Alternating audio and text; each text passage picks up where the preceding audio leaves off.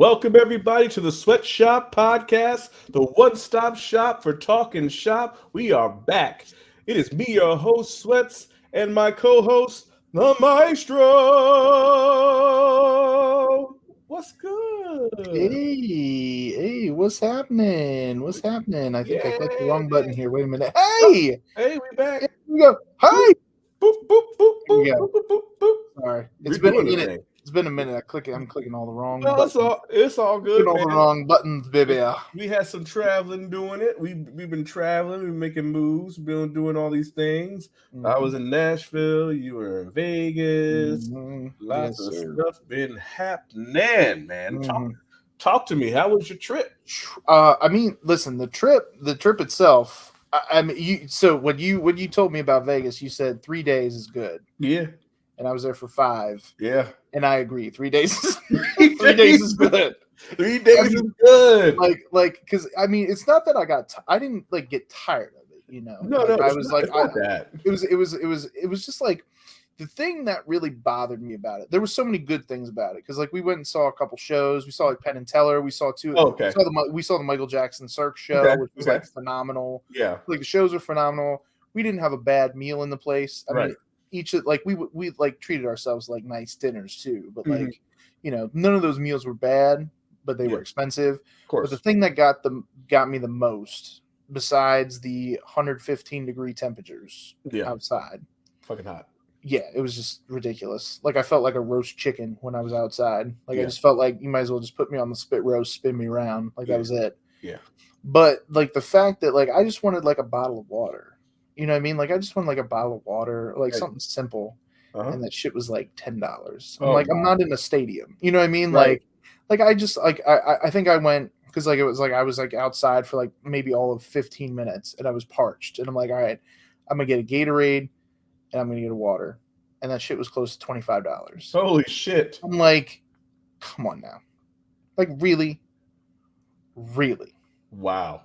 I was like, how do people like, I mean, it's probably my fault for getting it at like the casino convenience store shit or whatever. But you know what I mean? What else am I supposed to do?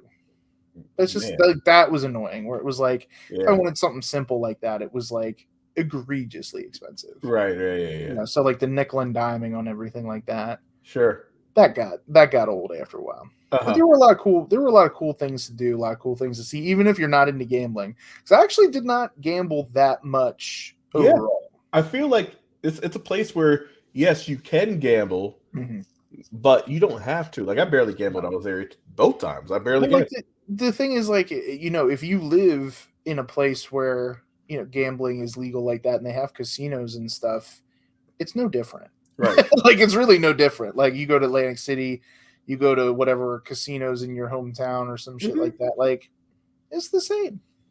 Yep. Yeah. Gambling. Yeah. I mean, Fremont Street was a little cheaper.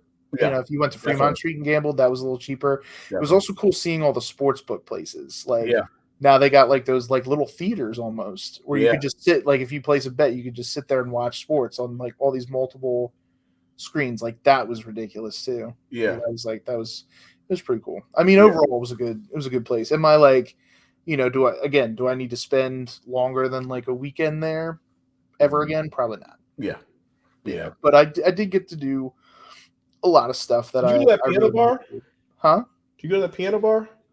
No, I didn't get to go to the piano bar. So there's a couple places you need to go. I meant to mention this before you went because I wasn't even thinking about it. But so if we even get a chance to go, whatever, we can all go together, whatever the fuck. I don't give a shit. Hell yeah. But there's a piano bar down on Fremont. I don't know if it's there anymore, but it should be down there on the Fremont experience. Do you remember what it was called? Damned if I do. I don't remember. So I feel like I would have, because we walked the whole. It didn't open thing. But I don't know how late you were there. It opened late. Yeah, no, we weren't there like super late. Yeah, we were there like right before dinner, which our dinner was like 9:00. Okay. It was like 9 or 9:30 was our dinner. Okay. And you had your dinner down there or up? Yeah, down there. We went to actually, you know, my buddy Nate recommended Triple George. Right off the Fremont Street like experience, they call it, you know. I'm looking it up now. Experience. But they got that whole screen thing, like that stretches the whole thing. Yeah, that's cool. That was pretty cool. It's called Don't Tell Mama. Yeah, I can't say I saw that while I was walking through, but yeah, I'm sure it's there. But yeah, it's there still, but it doesn't open till 8. Like, you know what I mean? Like that's the vibes. It doesn't open until 8 anyway. So if you might have been walking there, blah blah blah, you might not have seen it, and then it's open till like 3:30, 4 o'clock in the morning. So like that's the vibe. That's the vibes. Okay. But and that place, and then the Whiskey Down place, which is a cigar bar in MGM. Okay, I think I walked by that place. Yeah, I know the where we stayed at Caesars, they had their own Monte Cristo cigar lounge bar. Okay, cigar lounge too. That was pretty dope. Yeah, that was pretty dope. Yeah, they got that. It's like a whole whiskey, like a wall of whiskey over there at Whiskey Down cigar bar and shit. So that's a good space. I recommend that place too. So 2 spots. But yeah, that's awesome. That's good. I'm glad you had a good time. How was what'd you think of Nashville? Nashville was very, very interesting. Did I tell you what happened? Did I tell you my story about what happened on my trip? I'm not sure. I don't think so. I'm gonna have to tell you the whole fucking thing. All right. So you can do it now. You can do it. You gonna tell everybody? Why the fuck not? Tell everybody. So I'm gonna tell everybody. So we're on the Blue Ridge Mountains. We're doing the Blue Ridge Mountains trip, right? Yeah.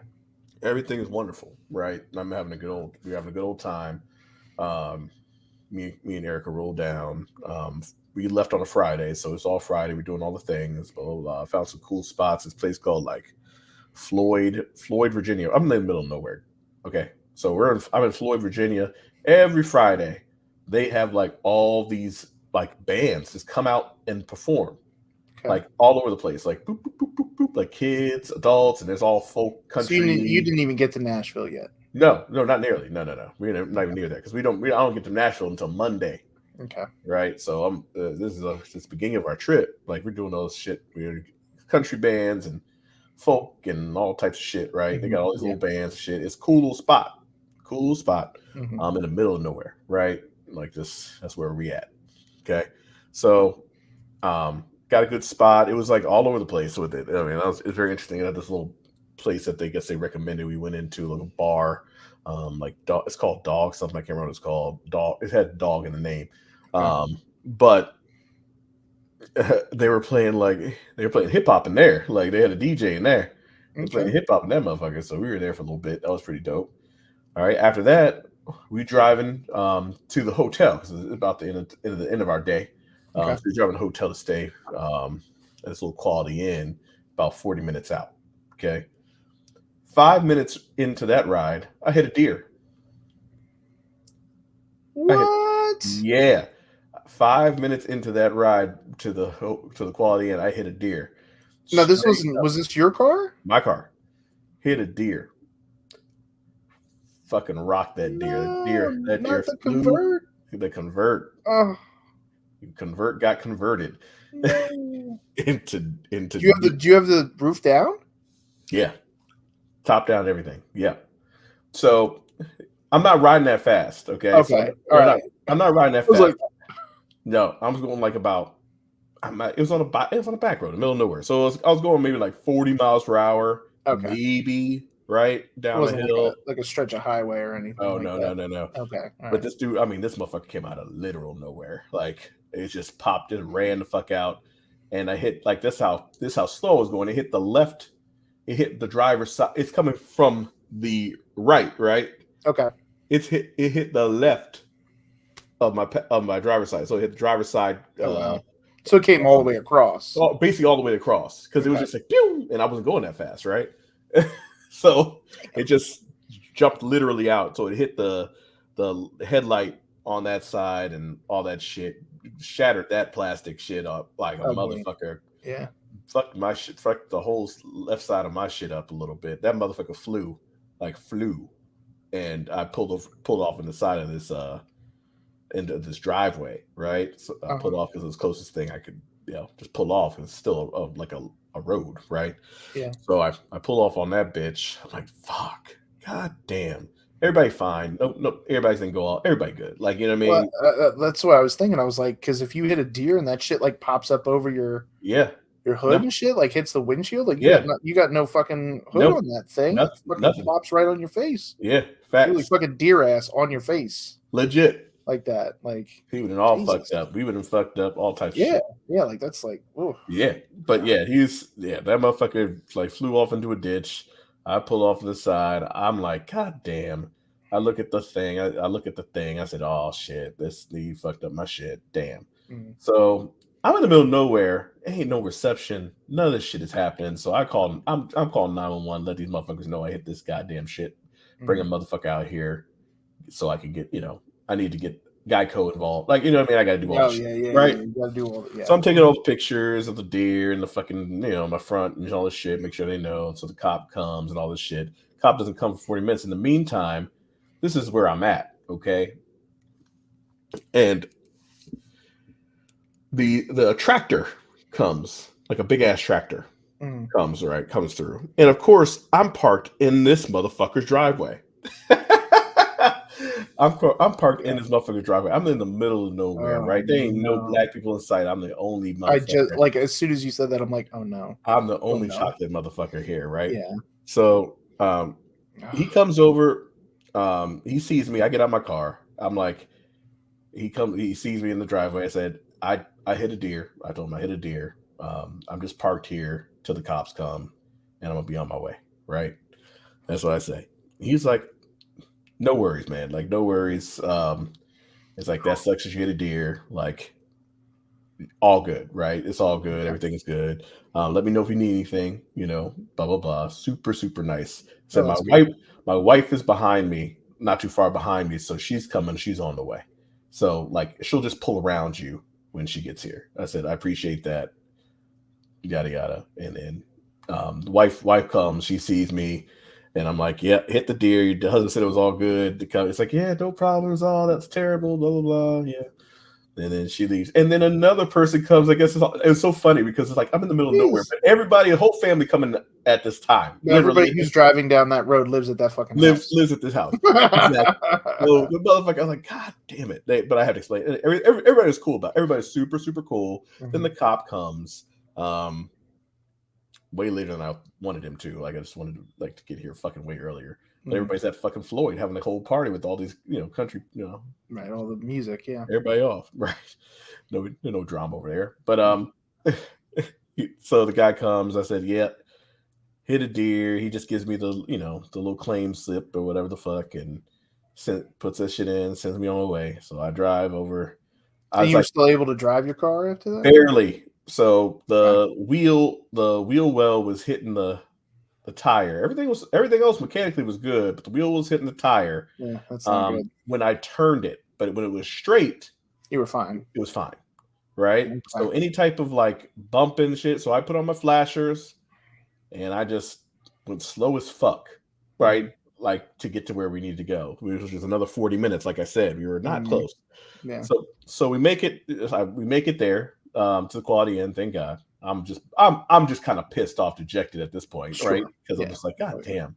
First night of the goddamn trip, we got a whole other like 5 days, 6 days ago. Already fucked up my car, right? First time I've ever been in an accident, by the way, like with me driving. So that was all the first. So yeah, I was just annoyed by that shit.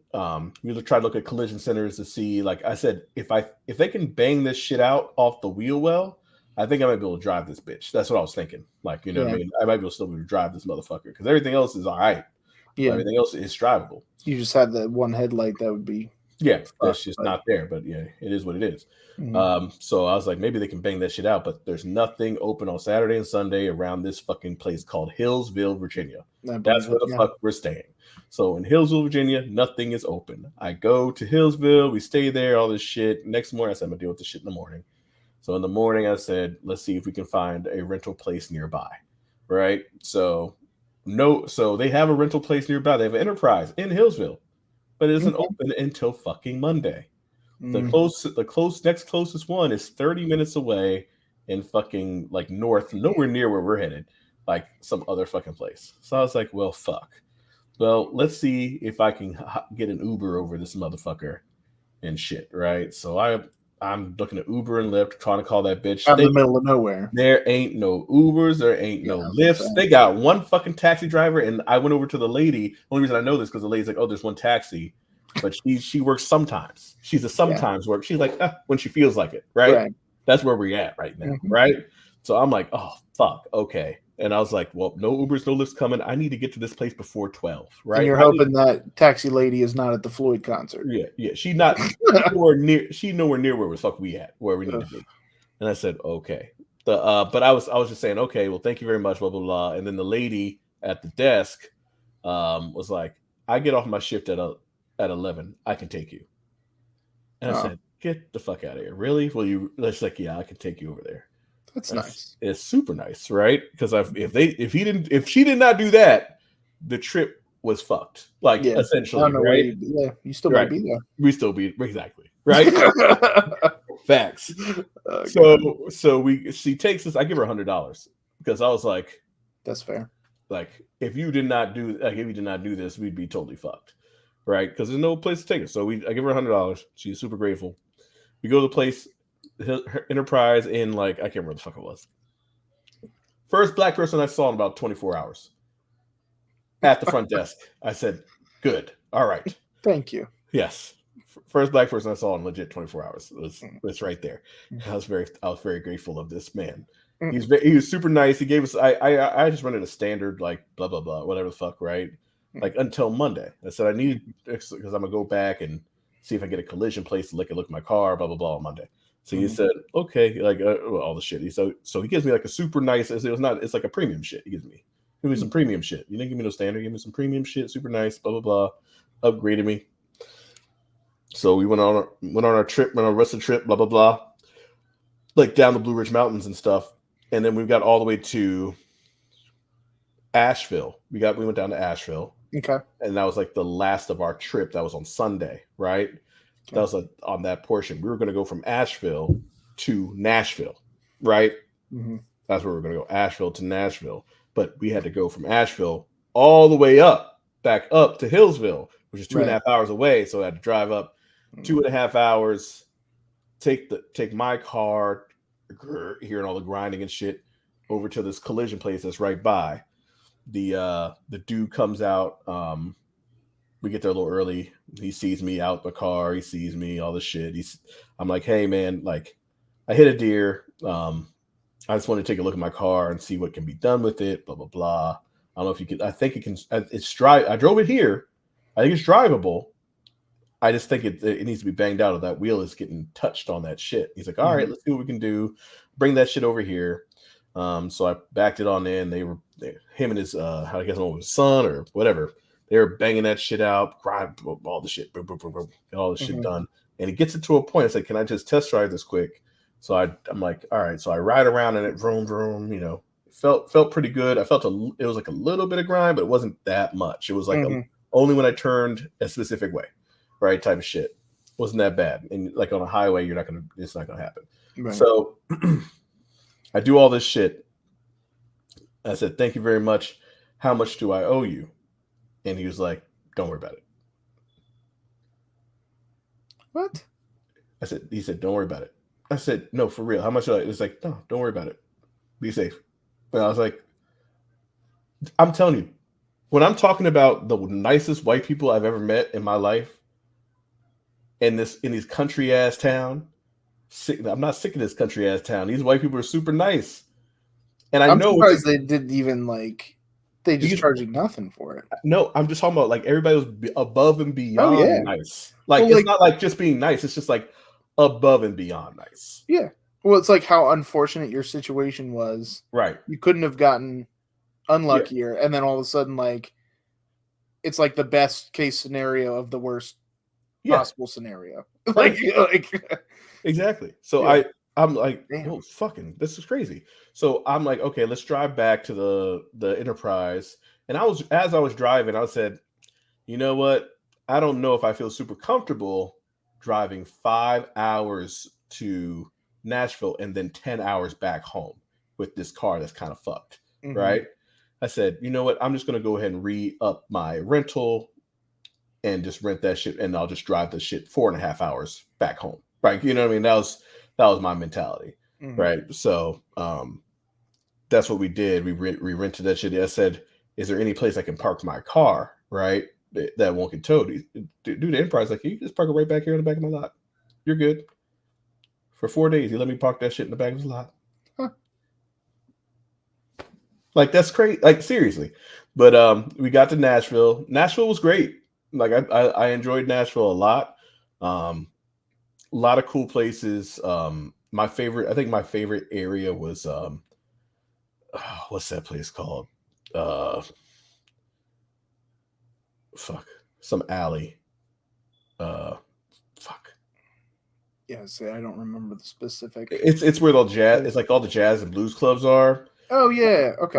I know what you're talking. I know what you're talking about. I don't remember. It's like some alley, but it'll come to me later. But I liked that. I think I liked that area the most. Mm-hmm. But I mean, Broadway was super duper nice. Mm-hmm. I think the coolest part about it was there's literally a band in every place on every floor. Yeah, I was saying. Yeah, it depends on what place you go to. Yeah, every floor has a different band or something. Every floor has a different band. That's especially what was that, Honky Tonk Central? That's Honky Tonk Central. Yeah, main one. You've got like friggin' like I don't know how many floors, but every floor has 3 or 4 floors. Even like the different rooms on the same floor. There's like there's like little rooms off the side, and there's like the main room. The main room's got a band, but then like the little side room has like somebody doing acoustic shit or something. Yep. There's a band on every floor, almost in every bar, which is super nice. Really enjoyed that. What was, I think the downside of that was that everybody was playing covers, and then you hear a lot of the same shit. Yeah. Oh well, because I remember when I was there, the amount of times I heard Chicken Fried. Oh shit! Like that was the one. Like every band played Chicken. Mine was fucking. I heard a lot of Jolene. Heard a lot of Wagon Wheel. Oh, I'm sorry. Yeah, heard a lot of Wagon Wheel, a whole lot of Jolene, and some other classic. You know what I mean? What about Garth Brooks? You had to have heard Low Places. Yeah. I mean, not as many as I think. I don't know. It was definitely some more Wagon Wheel than anything else. I feel like fucking Wagon Wheel that shit up. That's unfortunate. That's not even like the. It's what everybody was into it. Whatever. It was a Wagon Wheel type of week, I guess. But I mean, it was. I think that was the downside of it. Like it was like, cool, we have bands, but like do some of your own shit. Throw some of your own shit in there. I'd be cool with that. Like I don't. Yeah, but not a lot of people go in there would care. Like that's the unfortunate thing. I know. It's just like it's wild. Like just do some shit. Like I don't know. Yeah. But we went to pretty much most of those bars on that Broadway. We did a lot of bar hopping and shit. Tried, they had a lot of same drinks and shit like that. It was very similar, but some places stood out more than others. So nice views. I like the stadium over there on the right. We were down further on the some rooftop. We went to a lot of rooftop bars. Obviously, a lot of rooftops. Yeah, so they got a good amount of those. We went to most of those rooftop bars and shit. So that was pretty cool. But yeah, I enjoyed my time over there.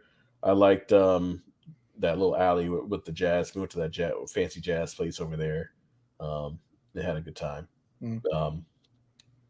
Some blues places and shit. Yeah, it was cool. I definitely had a good time. I will go back there at some point again. Definitely will go back there again. I think I still like Savannah better, but I do like Nashville. It was good. Yeah. But it was funny is we went to Jason Aldean's place. Oh yeah, which is actually quite nice. But that's before I knew any about doing it. That was before the. I did not know he was controversy. I didn't know he was rocking that shit. But I didn't know him like that. Apparently he's been like this for a while. But like I didn't know about him like that. So that's before. Why would you? No, I mean I'm not into like that. I'm just like, oh, this is cool. But yeah, that was interesting. I said, damn, this motherfucker out here like this. But we'll get into that a whole nother time because we've had a big old weekend this week, and we have to take it's precedent over everything that's going on in life. Absolutely. And it is motherfucking SummerSlam. Yep. The Slam of Summer has come and gone. And it was come and gone. Yep. Let's just break it down. Let's just break it down, and then we'll just go over overall thoughts at the end. Because I feel like this is just, it's just one of those pay-per-views. Now, one thing I will say about this pay-per-view overall is that they gave every match time.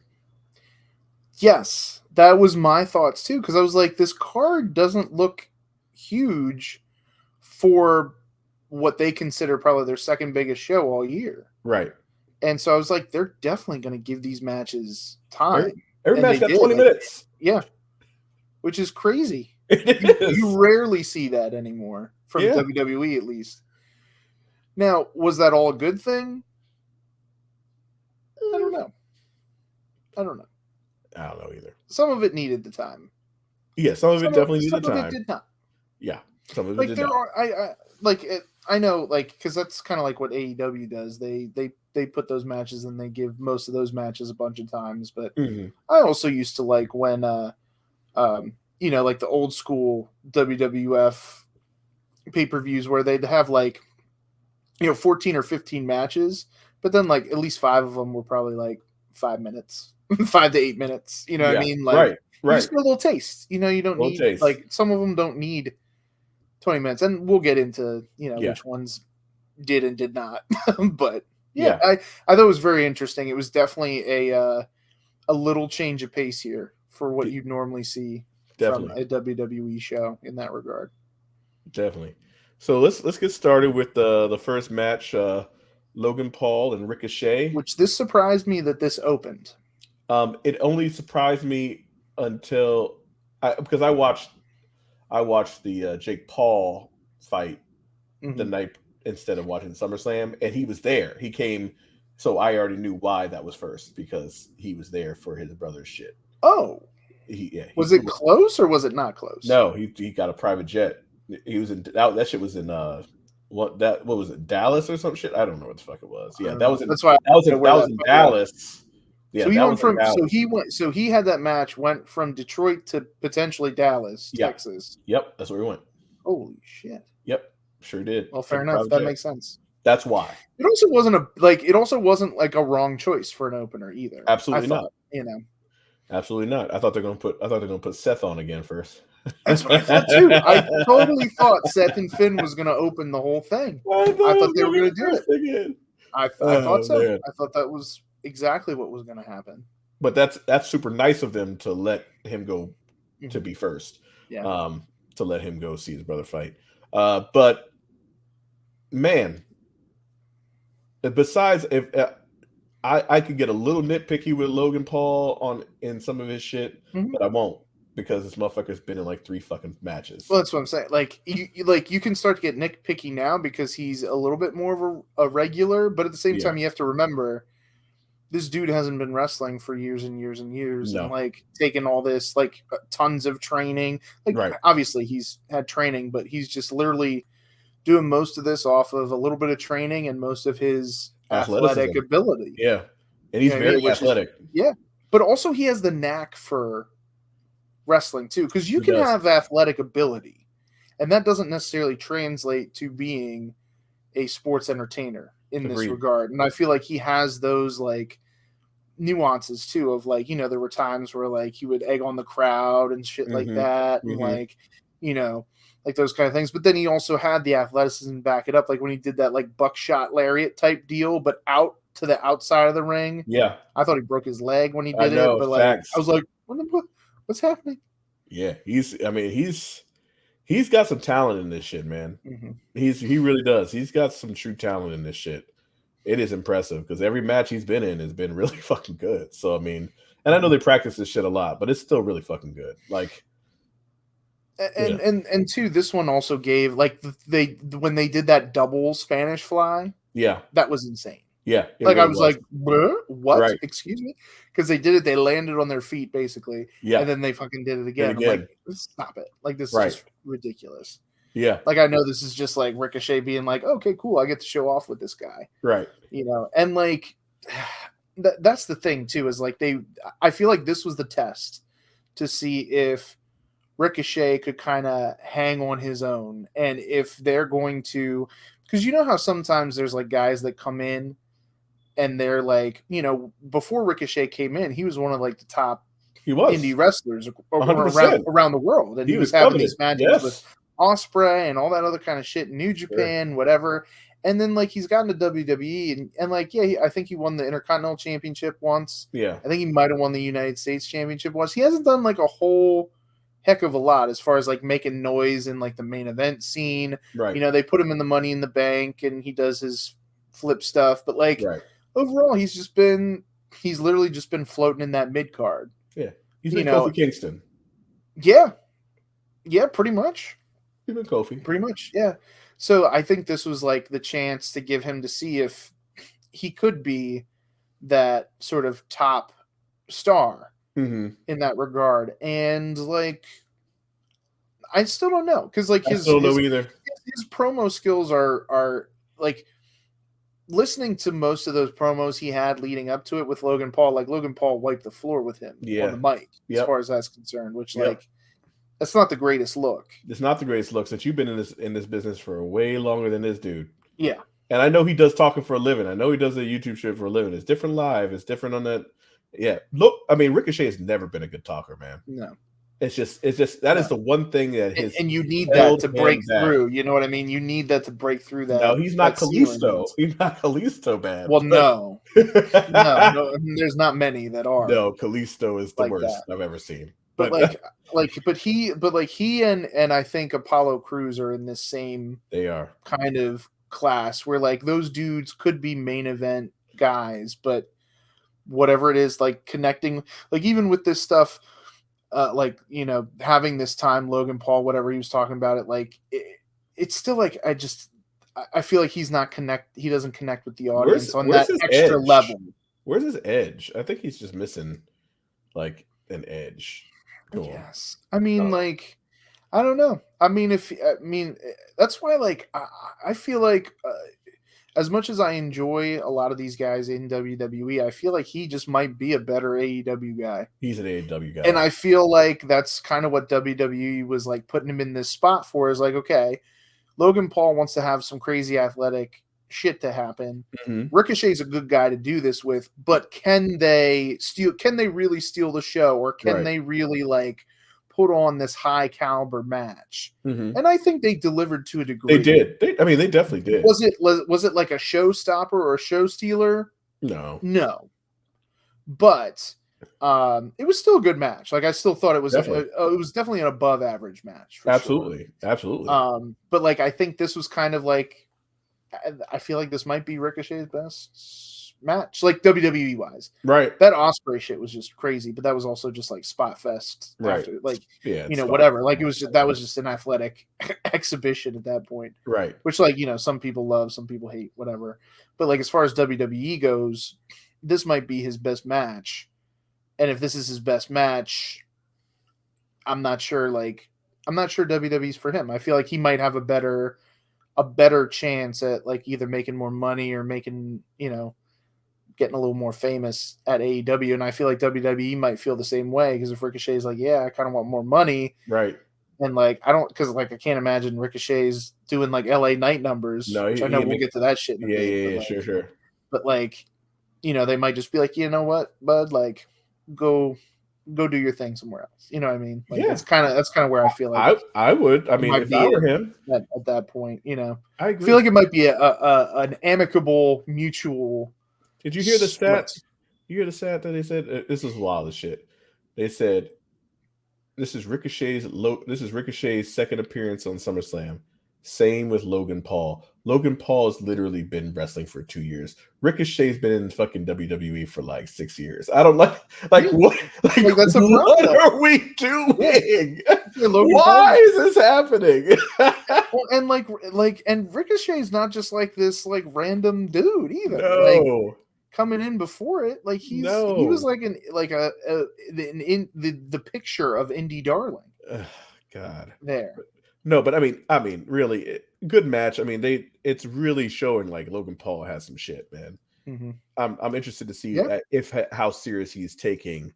Like, I know he's doing match, but I want to see how serious he is about this shit. Well, like is he just like a celebrity attraction at this point, right? Or is he going to be more like the Miz, where he kind of makes this the full-time gig and then does other stuff on the side? Right. Like, is he really a WWE guy, or is he just kind of doing this for cross promotion, branding, whatever? Like, I don't know. It remains to be seen. But like, if he continues his trajectory at this point, like, he could have a championship in his future. Yeah. Unless he's just kind of like a attraction. And it was nice to see him. It was nice to see him get a win too. I'd throw him a United States title with no blade. I'd like to get him a little tag team action with somebody without even batting an eye. I wouldn't give a shit. Yeah. They ain't doing nothing with that United States title anyway, so might as well put somebody on it. Saying that to Austin Theory like that? Just saying. Ooh. But so that was a good match, and then Cody, I was shocked this was second. The pacing that wasn't that I didn't bring this up in the beginning, but the pacing of this show was weird to me. It was weird as shit, right? It was weird to me. I don't know, like I can't tell whether it was good or bad. I don't know, but it came out the gate hot. Yeah, to me, just overall, it came out the gate hot. Then all of a sudden, it like came down. I would have put Ronda, and then we like kind of I would have put Ronda right up in here. Boop boop, Ronda right here, Ronda and them right here in this spot. I know because he came off a hot little match. Boom boom. I know you want to get the momentum.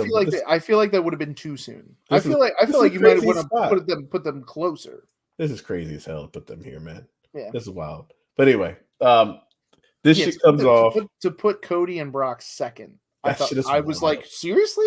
I know they're doing that now. I was like, they're doing it right now. Right. Okay. All right. Jeez. But the crowd was hot as fuck for this shit, right? But it was good. So good. Like it told a story. So good. So good. This is the best Brock match I've heard. I think I texted you this. So I was like, this is the best Brock match I've seen in a long fucking time. It's been a long time since we've seen Brock have a match like this. And I think that's why at the end he went off script and he's like, yep, this is the dude. Yeah. Because he's like, this dude doesn't like everybody else I've been in there with. Yep. They don't got the mind like that. This dude, boop, boop, boop, right here. Like where he's at in his career. Yep. What he was putting together, like because watching Cody in AEW, watching Cody like after he left WWE the first time, you can tell he's got that psychology to put together a storytelling match. You don't have to do crazy shit the whole time. Nope. It was good shit. It was a good match. It was a good match, and again, it's like Lesnar. I mean, the fact that he's doing this shit for Cody, like, and how he, sold for him and did all that shit for Cody is like, huge. He really is huge. Yeah, he really. I mean, if there was any doubt in anybody's mind as to like what Cody was, like if you weren't following AEW and didn't see what Cody was doing or whatever, like the Brock Lesnar endorsement for the WWE fan, I think that's huge. In the like putting that feather in the cap of Cody Rhodes for those people who don't know the American Nightmare Cody Rhodes in that fashion. Yeah. So, but yeah, I thought this was fantastic. It really was. Did. In fact, are you gonna say it? It's tough, but I might say this is match of the night. Okay. It's tough. It is tough. It's tough, but I really enjoyed this match. This was really just because I was very surprised at a Brock Lesnar match being that good. Exactly. With the amount of time it got. That's the thing. Plus minutes. I was like, dude's not used to being out there for longer than 10 minutes. Exactly. 10 minutes is his peak. That's it. Yeah. If you get him to 11, 12 minutes, 17. Sometimes he doesn't wrestle 10 minutes in a year. Right. The facts. Like that year he just wrestled Goldberg. Yeah. I think that dude spent maybe 10 minutes in the ring. Absolutely. So, absolutely. Yeah. And I'm talking about with the hand raise and everything. I'm talking about like total time in the ring. Curtain to curtain. Yeah. Right. We're talking curtain to curtain. Not even bell to bell. Exactly. Curtain to curtain. 10 minutes. Yeah. Jesus. Yeah, includes promo time, includes everything. Everything, all that shit. Yeah, No, that was a great match. I was thoroughly enjoyed that shit. I was like, ooh, damn, back to back, we got bangers like that. Then they had the Battle Royal, which I hate all Battle Royals, but I understand why they're here. No, you don't. I do. You hate all Battle Royals? Most of them. So you hate the Royal Rumble? That's not really the same. Nobody starts out the ring at the same time. Battle Royal to me is when this shit starts out the same goddamn time. Well, it is, but like the Royal Rumble is a form of a Battle Royal. I know, but that's such a way better concept than just here's a different variation. Here's a gigantic sausage fest. Let's go. Boom! I hate all that shit. Well, what if it's ladies? Then that's not a gigantic sausage fest. No, it's just swimming in the ocean. But we're just Jesus. I'm sorry. I apologize. The thing that getting it back on track, the thing that bothered me about the Battle Royal is there was no like, what did you win other than you won the Battle Royal? Yeah, I don't get it. I don't understand. So I was joking with Jess because we watched this together, and I go, you know what? Because it's the Slim Jim Battle Royal. I bet you whoever wins this is going to be the next spokesperson for Slim Jim. Oh, doesn't that fucking happen right afterward? Yep. When they had the Slim Jim commercial on. Yep. And, you know, LA Knight wins, and that motherfucker's in the commercial. Yep, sure is. Like, oh. There it is. I was like, I was right. But, like, you know, obviously they filmed the commercial before. But, yes. You know, they were going to push his ass to the moon. Yeah, I feel like they just literally made this Battle Royal for him and to get, like, some other people, you know, some ring time. Because, like, don't forget about Omos. Like, you know what I mean? There were so many guys in that Battle Royal that I'm like, oh yeah, why didn't they wrestle? Oh yeah, why don't they have a match? Oh, and then there were some I'm like, oh shit, they're in this match. Like, but like you think about it, like there was AJ Styles, like he didn't have a singles match on this. They could have easily put AJ Styles, Karrion Kross on this card, sure, but they didn't to give some of these other matches time. But yet they put a Battle Royal on here, and I thought the Battle Royal was going to be on the kickoff show. Yeah, but they put this in the card, like, and not even to start the card. They put this in the card. Yep. To get obviously to give LA Knight his his love. That's what it's about. It's about him getting his moment. They're going nuts, man.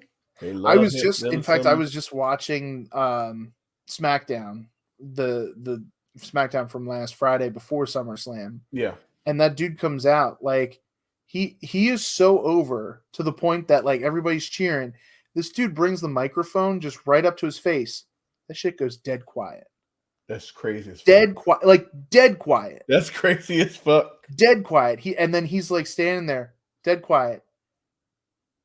Let me talk to you. And then they just erupt. Like that dude has them heated out of the palm of his hand. Like it is like Stone. It's like what Stone Cold did back in the Attitude Era. It's like that. This is it. Like this is it. This is like the 2023 version of that right now. He made himself. Yes, he did. And actually, I thought it was interesting. There was an interview. I forget where he did this interview, but he said that he could have been fired by WWE because they didn't want him to wrestle. They were going to put him in as manager. And he said, if I'm not over in 3 months, you can fire me. And that dude got over.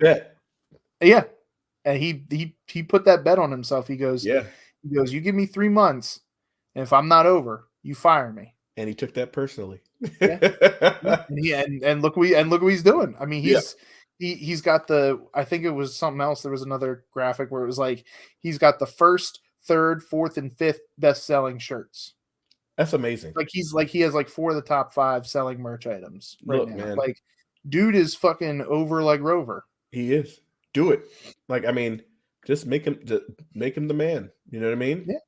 Well, I don't need it to happen right away. Like slow push it. Sure. Slow push it. Do what they did with Austin. Yeah. You know what I mean? It took him a good year or so to get him to be the champion. Yeah. Absolutely. Yeah. It took him a year and a half to be world champion. Yep. When he was from the moment King of the Ring till King of the Ring 96 to WrestleMania 98. Yeah, it's a year and a half. Almost 2 years. Yeah. That's almost 2 years. Yes, fair. It is almost 2 years. Because you 2 got years. June 96, right? June of 96 June to of 96 March of March. 98. Yep. Yeah.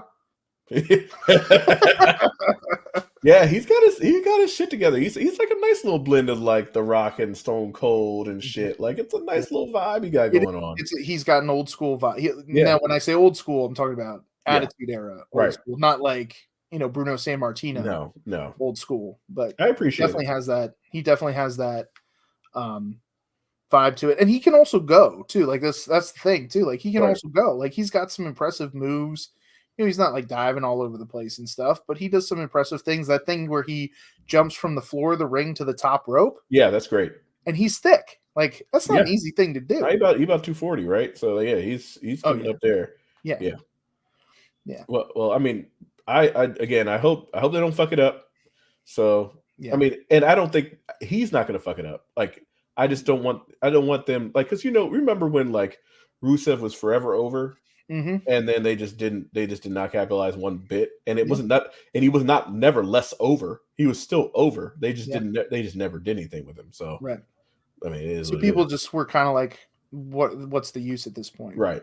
And it same thing happened with like Dolph Ziggler forever. Like what I mean? Like Dolph Ziggler was forever over. Still happening. Yep.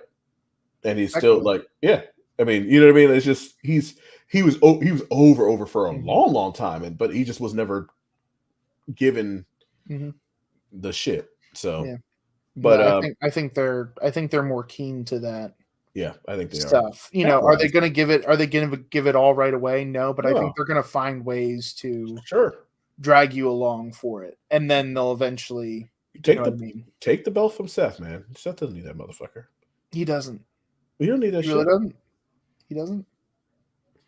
He does. He really doesn't.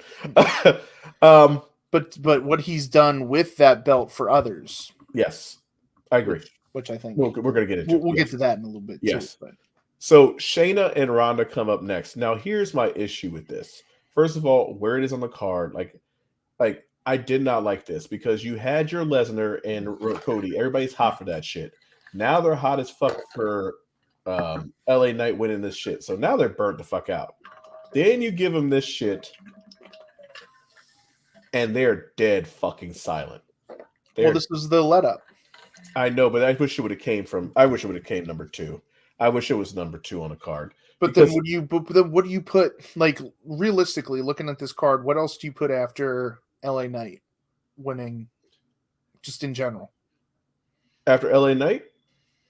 After the Battle Royal or after whatever LA Knight wins, because that's going to get one of, if not the best reaction of the night. Sure. I mean, why wouldn't you put this match right after it? Because this, like, nobody gives a fuck about this. Man, it's a shame. Worse. It just makes it worse because like it's just so. I mean, it was just completely dead, which makes it so much worse for this shit. So, I mean. The concept was shitty, and it's not the fact that it was shitty. MMA rules, like what the fuck was that? Why was the ref stopping her from coming over there to like? Why is that MMA? It was like there were no it was still like a wrestling match, but I guess because they allowed closed fists. But like there were no rounds. There were no rope breaks. He stopped her to like get up, like it was like some weird shit. Like it was like a weird thing that it didn't make sense. Well, and the injury thing, or whatever that was at the end. Like it was like, instead of just like being the referee stoppage of like getting in and be like that's enough. It was or whatever. Like let go. It was just like, I just think it was ill-conceived. Yes, it was just that would be the word to use there. Why did ill-conceived? I would have took those motherfuckers on the side, shit, did some lines den shit. I was just gonna say that. Put them in the lines den, or the fight pit they call it, whatever that was with Riddle and shit. The fight pit, fight pit, like make them do a fight pit thing. That would have been way more entertaining. And you could have had a decent match out of that. I just don't think they wanted to bring that freaking structure in to do all that shit just for this one little thing, which they knew it was going to be sort of a throwaway anyway. Because Ronda's gone after this. I know, but like, see, that's what I didn't like. I mean, the whole build-up, it's just one of those things. What's weird is the promo work for this, like the actual, not like their promo work, like not their in-ring promo stuff, but like the promo packages. Right. They were actually pretty solid. Yeah, they were solid. And it made me care about this. Right. Like before I was like, okay, I know what's happening, blah, blah, blah. Then they played these video packages. I'm like, oh, okay, let's see if they deliver on this. And then they didn't. Right.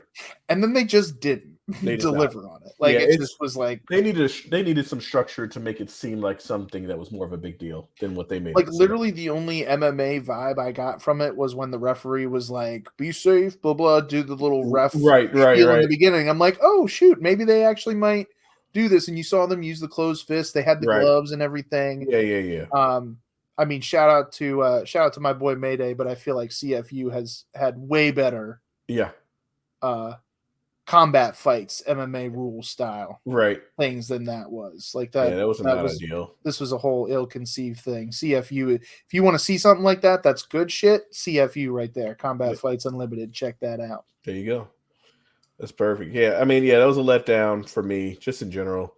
Clearly the worst match on the card, and it's not even close. Yeah. Then they had Gunther and Drew McIntyre for the Intercontinental title. Now, this one, I'll have to be honest. Yep.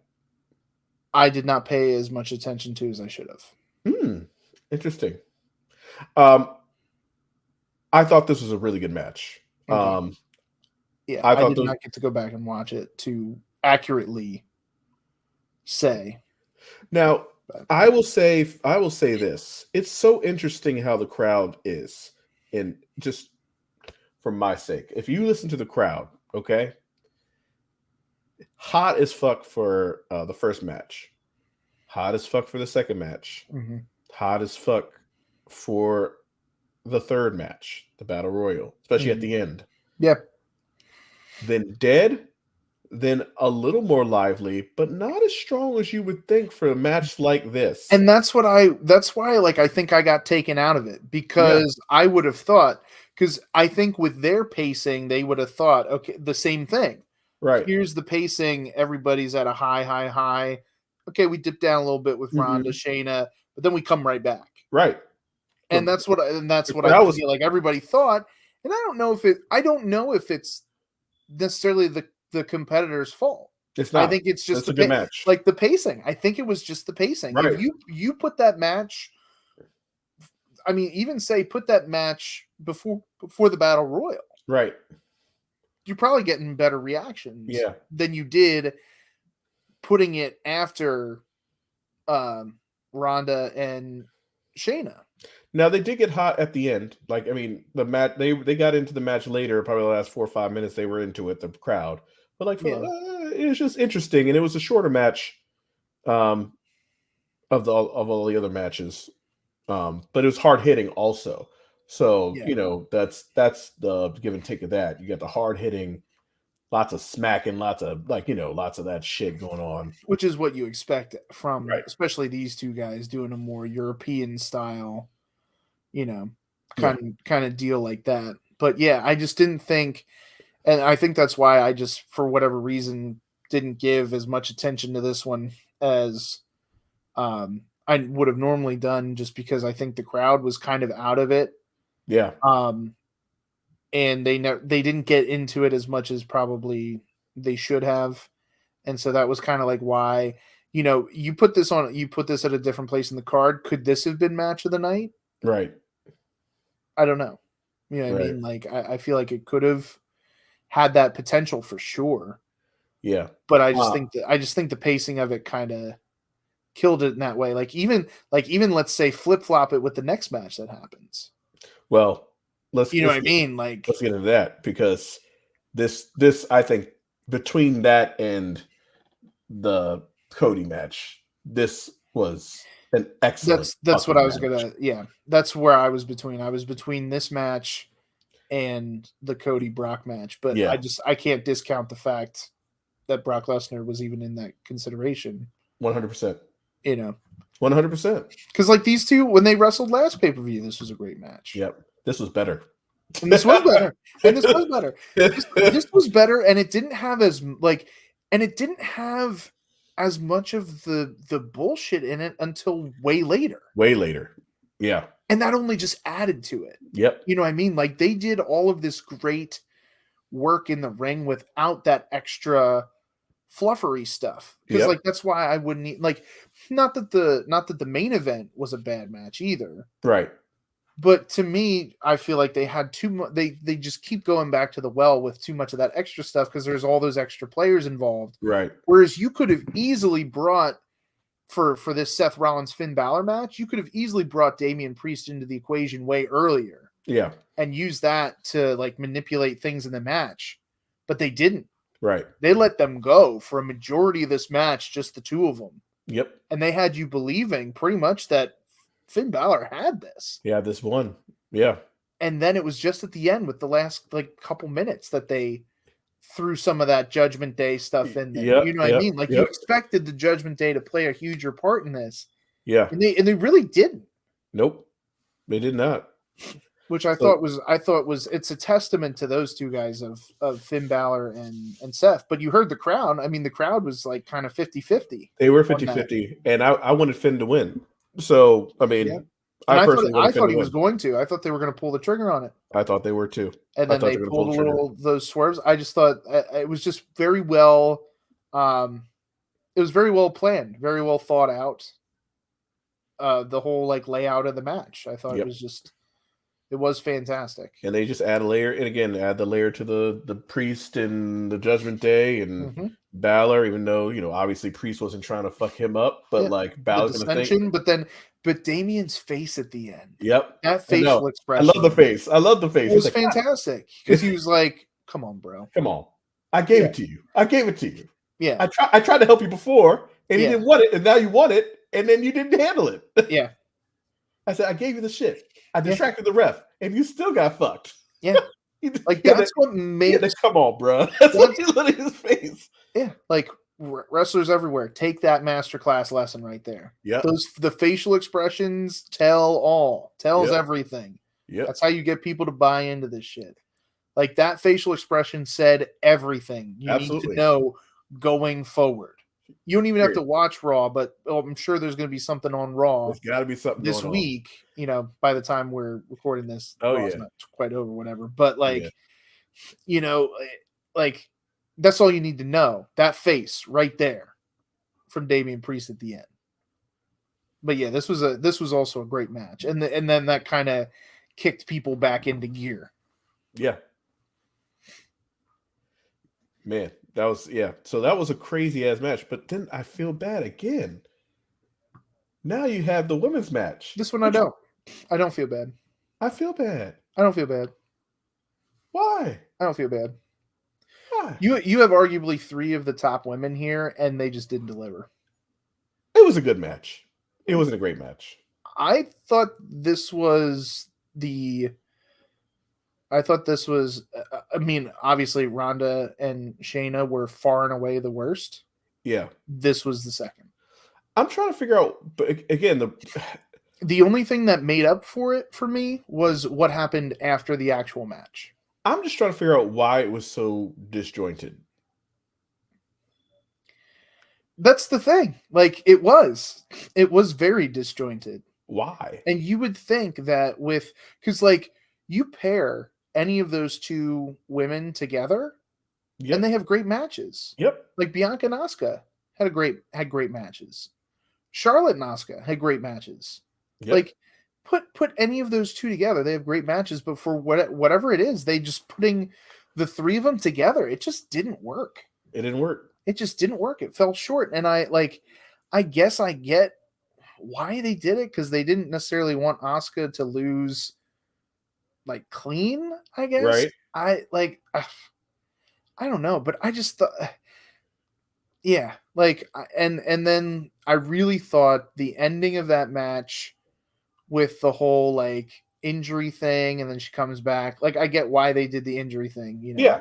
Afterward, which actually saved the whole conclusion of it. But like, you can't I can't forgive that was the conclusion to the match was, they do this knee thing, which if you notice the camera angle, you didn't get a good shot of that when she hit the steps. No, she didn't. Yeah. You know what I mean? So like already it was like you're insulting our intelligence here. Right. Which like some people now, to be fair, she did sell it very well. She acted her ass off. Yeah, she really did sell that shit. It very well. She really did. She sold it very well. And I don't like, and it's not her fault. No, it's not Snitsky's either, but it's not her fault either. Like she did what she was told, and she did it well. But it just, I dislike the angle. I dislike the injury angles. Period. So. Yeah. I liked them back in the day when we didn't know the shit was real or not real or whatever, but we know the shit ain't real. So like we can stop that. I mean, it's not going to suspend my disbelief. And as soon as you realize, oh, she's not actually hurt, they might have thought she was. They thought she was actually hurt for a minute. Yeah. Until she started. I was like, oh, this is all the work. Oh, okay. Yeah. I appreciated her selling to the point where they thought the crowd thought she was actually hurt. Yeah. Like I think it was too much to bring the medical staff out. And props for the crowd for not booing the shit out of her when she got off the fucking gurney. Like seriously. Yeah. Or not off the gurney, just came like props to the crowd for not booing. That could have easily been a boo fucking fest at that moment, you know? Yeah. But again, that's not her fault. That's the whoever put that shit together. Yeah. Like to me, I thought getting the medical staff out there and like trying to take her away, that was too much. They overdid it there. Right. It would have been enough if she just sold the shit out of it the whole time and then won. Right. You know what I mean? Like I get they were concerned and whatever, but like when the doctor or whatever rolls in and goes, "Are you okay?" Like that's not a real response. No, that does not happen. No. Like if you know anything about the medical stuff, like they don't just go, "Are you okay?" Like that's a question I would ask. Right. I'd be like, "Are you okay?" Because I don't know shit about medical things, right. You know. But like, so like, there's just some of those moments where it's sort of insulting the intelligence. Like, let us suspend the disbelief. Don't try to make it real. Right. Like, just go with it. Let her fight injured through the knee thing. Just let her do it. I mean, don't bring the medical staff out and make it try to look legit and then make it look worse. Like it made it look worse to me. Yeah. I mean, the coolest spot was the 450 on her when she was doing the figure eight. That was cool shit. I thought she crushed her ribs. Yeah, that was cool. I thought Flair's ribs were crushed after that. Yeah, it was amazing. That was pretty dope. I mean, they did do some cool things. It was just disjointed, man. It was. It really was. It just didn't mesh. It just didn't mesh well. There's no flow. Yeah, I don't know who was in charge of the production of this thing, man, but it was not great, to say the least. Yeah. They can do better. They can probably have another match or some shit at some point. It'd be way better than this. I mean, I don't think there was a reason to have all three of them. No, especially if you're going to end it with a cash in like this. Yep. What was the reason to have all three of them other than because Asuka was the champion and you had, Belair and Flair going back and forth? Like, I don't know. You know what I mean? Like, yes. I just feel like Asuka's championship reign here was not great. Yeah. It was not great. It wasn't. Like if you really wanted to get to it, you could have just avoided this whole thing by having Io cash in on Asuka, and then you get that. Because I feel like you were going to get that anyway. Right. So why? I don't know. I don't know. But I do know that Io comes out. I was expecting this to happen a little bit, and I'm okay with it. Like I was kind of expecting it to go down. As soon as I saw Belair win, I go, the only thing that would help this right now is if Io came down. I'm like, and then I went, oh, thank you. Like I literally was like, thank you. Yeah.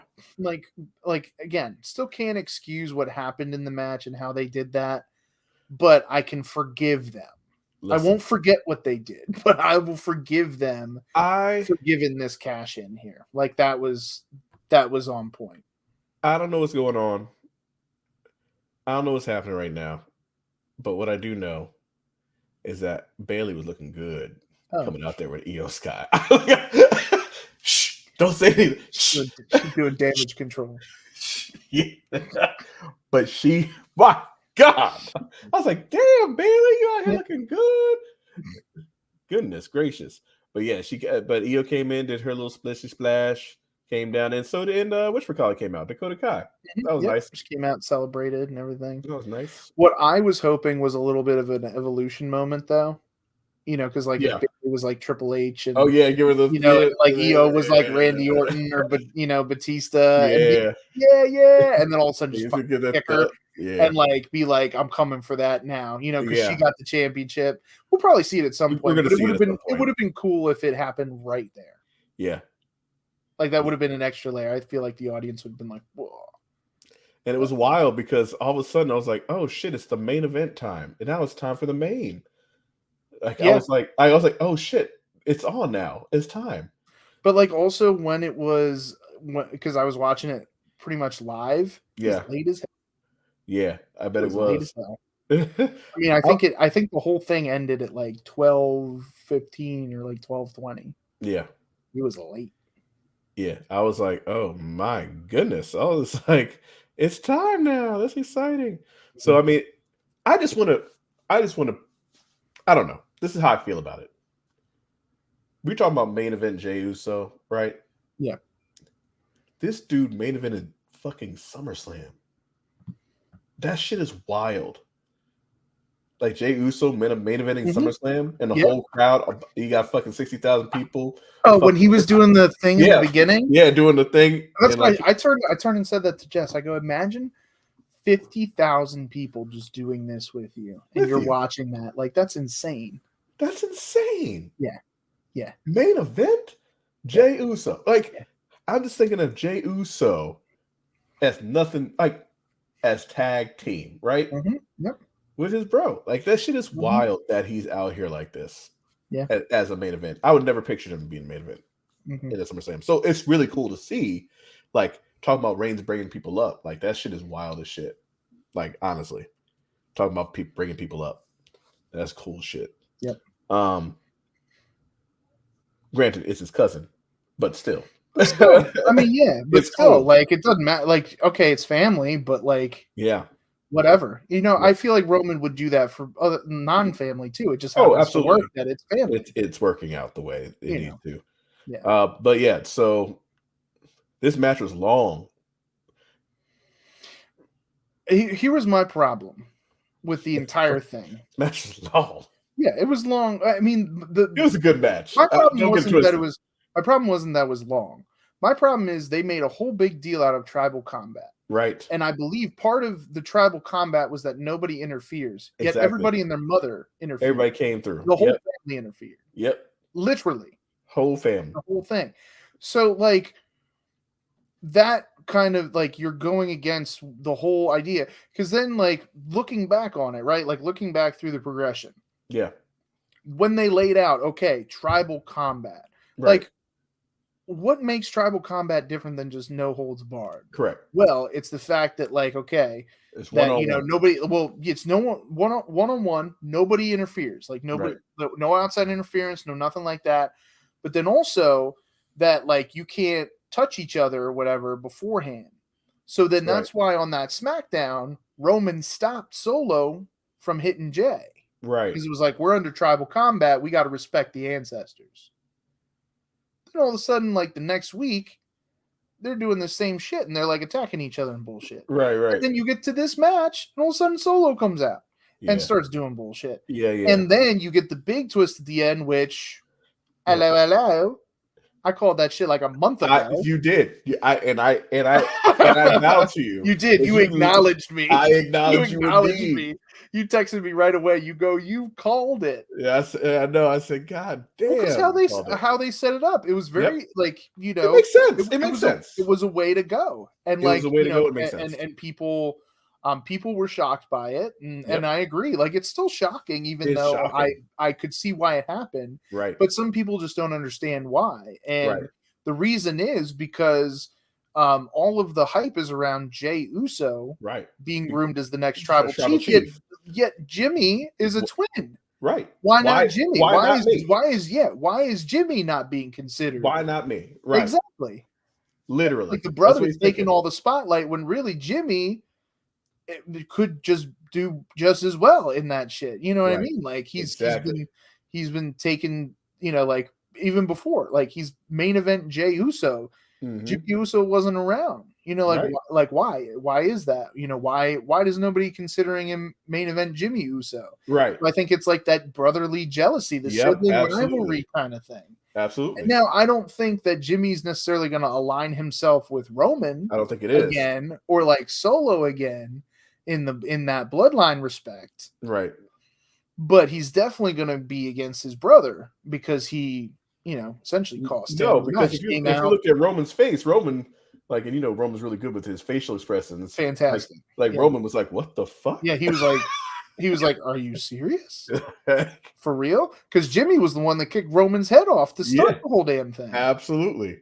So he's like, "Are you serious that this dude has come around?" Now Reigns probably thinks he's come around, right? But then that could be something different, right? Exactly. So like a triple threat. Ooh. Hell, we could probably even make it a fatal 4-way because we don't know where Solo lands in this whole shit too. It's true. Solo's looking because Roman speared Solo, but then Jey splashed him on the table and shit. Like, how many times can Solo forgive Roman? And there's been other little subtle things that, like, you know what I mean? Like, there's so many different ways that I love that they plant. I just love this. They're planting so many seeds, and they can grow whatever tree they want. Absolutely. And it all makes sense. It makes sense. It all makes sense. Yep. They could put the water on this tree, let that grow, and it makes sense because they planted the seeds already. Like that's what makes it beautiful. The thing that bothered me about it though was they didn't stick to the rules. That's which I hate that. I hate when they don't stick to rules for shit. Yeah. So like the fact that they had everybody and their mother interfere, like why was this tribal combat? Why? You know what I mean? Like you could have just said it was no holds barred. Exactly. Yeah. I mean, but they made a thing of tribal combat being that nobody interferes, yet literally the entire former bloodline interfered. You know what I mean? Like everybody that could have interfered did interfere except for like Sami Zayn. Yep. So except for Sami. So like that's why I could not accurately say this was match of the night. It was not match of the night kind of thing. Because again, like you said, the rules. He came. I mean, I wouldn't have minded if Jimmy came out at the end and only Jimmy, because you're right. Because it's tribal. Like you're not expecting Jimmy to do that, right? Mm-hmm. And come around and just fuck you up, like, you know what I mean? Yeah. And just like everybody's looking at, what the fuck are you doing here? Like, type shit, But it was wild. I just want to point out like how it's just symbols. Like I just think it's so interesting. Like that universal title. Like does he defend that shit? No, but the way he covets it, and the way he covets like even just the fucking that necklace that he wears, like that, it makes it so important. The way like he'll do anything, to keep that fucking title. Yeah, like, you know what I mean. And just it makes it so important, Yeah, he's not just like, because I know people are like, well, he doesn't defend it enough, and like Seth Rollins defends his title all the time. He's a fighting champion. Right. It's like, yeah, but if you're gonna fight everybody for it, like if you're just gonna take any and all challengers, right, it kind of diminishes the importance. It does in a way. Yeah, if you want to come see me, you better come. You better have all. You better earn it. The thing is, you better earn it. It's not just like, okay, you know what? Right. You came up to me and asked me for a title shot. All right, fine, cool. Right. We're let's do it. Let's make this happen. Right. Because then it's like, Akira Tozawa can walk up and be like, I want to challenge you, and Seth will be like, yeah, sure, cool, man, we'll do this. Like, meh, right. It doesn't mean a whole lot. Yeah, if you want to fight Roman, you better be at the top of your shit. Yeah, you gotta earn it, or you gotta piss him off to the point where it makes sense that he's gonna be mad enough to be like, all right, fine. Right. But like he covets that as his precious shit. Yep. He does. He does. Man, but I really enjoyed overall. This is a really good SummerSlam. Yeah, this was another great show. WWE has been putting on some really good shows this year. They really have. I think aside from like Night of Champions, I think every show this year has been pretty solid. I agree.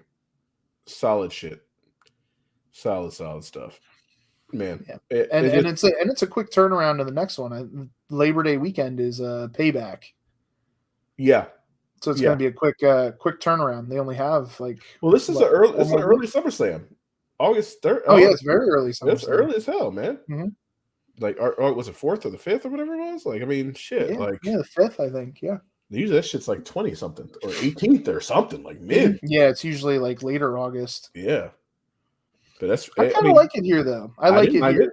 I like it at the beginning of August because like it's still truly summer. Because like sometimes, depending on where you live, you know, August 21st, you might be back in school by that point. Like kids might be back in school and all that other kind of shit. Where like at least August 6th, you know, first week of August, most people are still in summer mode. You know, right. No, it was really, really solid. I'm looking forward to seeing what develops come Raw and SmackDown. All that good stuff. Yeah, going forward to Payback. Seeing what happens with the Payback. Yes, sir.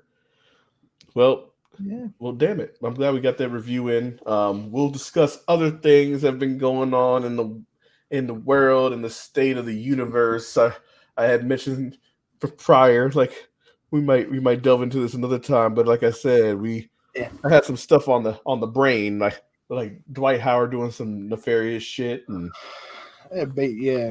some baseball things happening. Since we've been gone, a lot of shit has happened. Like, you know what I mean? Yeah, baseball, like motherfucking we go away for a week or two, and all of a sudden, like we talk about a dude throwing a perfect game, and now he's in rehab. Right? Like, it's just Tim Anderson getting knocked the fuck out. Yeah, people lying about being kidnapped. Like, I mean, a lot of shit happened. Like in between, like LeBron's kid having a heart attack at 18 years old, which is very, very. Yeah, that's not good. Concerning. That's very concerning. Like a kid having a heart attack and he's in great shape. There's something wrong with his heart or something going on with him. Yeah. They had a big boxing match, and some people don't try things in small towns. I don't know, but we'll get all into that at some other time. Yeah. But I know you got a big show coming up. That's right. So that's right. In fact, it's this coming weekend. Yeah. Saturday, August the 12th, in Brooklawn, New Jersey, which is a hop, skip, and a jump away from Philadelphia, Pennsylvania. Wild LLC, in conjunction with High Tension Wrestling, is presenting a Midsummer Nightmare show. Tickets are still available, so make sure you go to our website at www.hightenctionhtw.com/shop. Or you can find us on social media at High Tension HTW across the board. And you'll find some links to buy the tickets there. Or, you know what, just show up. Just show up at the Brooklawn American Legion Post 72 there in Brooklawn, New Jersey. The show starts at 4 o'clock. Doors open at 3. Get you in there. Some crazy things. There's some like barbed wire stuff happening. There's some I Quit matches. There's some kind of crazy things Ethan Wild put together here. But for a Midsummer Nightmare, check it out. August the 12th, Brooklawn, New Jersey. Get your tickets now. HighTensionHTW.com/shop, where you can find us on Eventbrite there to get your tickets. Beautiful. Magical. Amazing. Yes, sir. Yeah, so you can get all that there. And obviously you can find us on social media all across the board at HighTensionHTW. We got some other things coming up on the horizon even after our show on August the 12th. So stay tuned for that. Follow us on social media, like us, and subscribe to the YouTube channel to find all cool videos and stuff like that. We're posting more content as we speak, doing all that kind of stuff. And obviously follow us here too at the Sweatshop Pod across all social media platforms. If you want more great content from us, we're going to be cooking up some more content here now that we're kind of getting off the summer vacation schneid over here. We're going to be coming back at you more frequently. You can follow me at Maestro A. Scott all across the board. You can follow my boy at E. Jacob Music across the board. I think that's it for the plugs. All right. Plug it in. Plug it in. All right, y'all. Great to see y'all back. Yep. For me and the Maestro, we are closing up shop.